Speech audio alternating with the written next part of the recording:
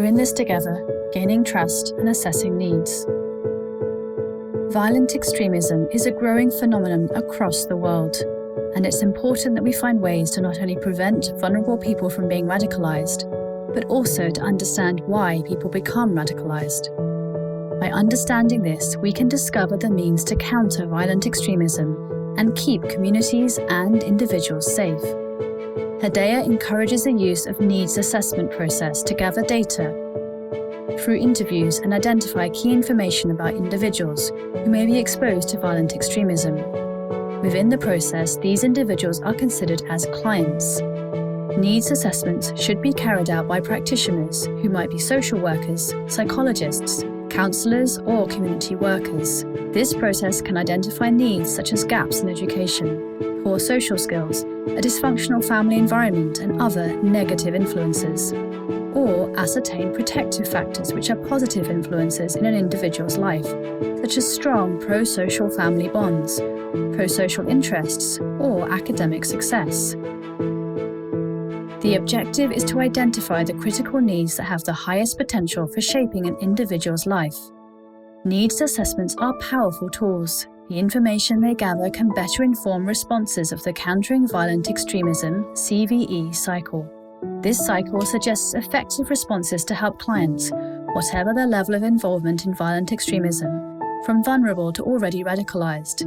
Through needs assessment, we can ensure that responses are tailored to the needs of each client. However, a needs assessment can only be effective if trust is established between the practitioner, who is carrying out the assessment, and the client, who is being interviewed. Why trust matters. Trust plays a vital role in all effective and healthy communication, including with family members, friends and partners, teachers, employers, or even strangers. By building trust with clients, practitioners help them embrace pro-social alternatives to violent extremism. Create an atmosphere of trust. Trust is a firm confidence that someone is fair and honest and will stand by their promises.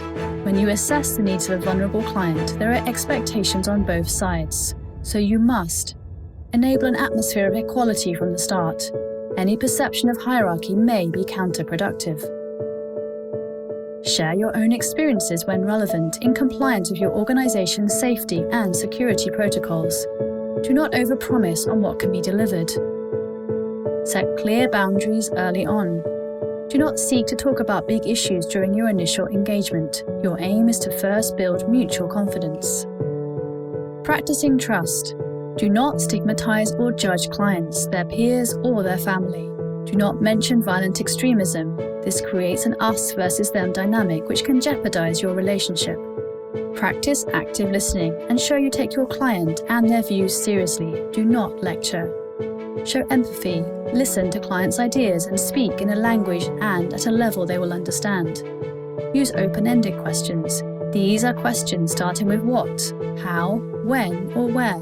These ensure an open conversation and make the client feel at ease. Do not ask why questions. Asking why may be perceived as judgmental and jeopardize trust. As a practitioner, your role is to build trust, gather information, and help clients boost resilience against violent extremism. Remember, you are not there to judge or share your opinion on the client's actions. Trust during disengagement, de-radicalization, rehabilitation, and reintegration. If a client has trusted relationships with violent extremist groups and recruiters, this can be hard to counter. Ensure you come across as credible. The messenger is as important as the message. Research the client's background and ensure that you adapt your style to their cultural context. Consider another practitioner if you or the client is clearly uncomfortable. Religious leaders or former violent extremists who have gone through rehabilitation might come across as more credible in the early stages of the process. In conclusion, needs assessment is an important process in countering violent extremism. The information gathered can help you and other practitioners develop better interventions throughout the CVE cycle. Trust between the client and practitioner can make it more effective.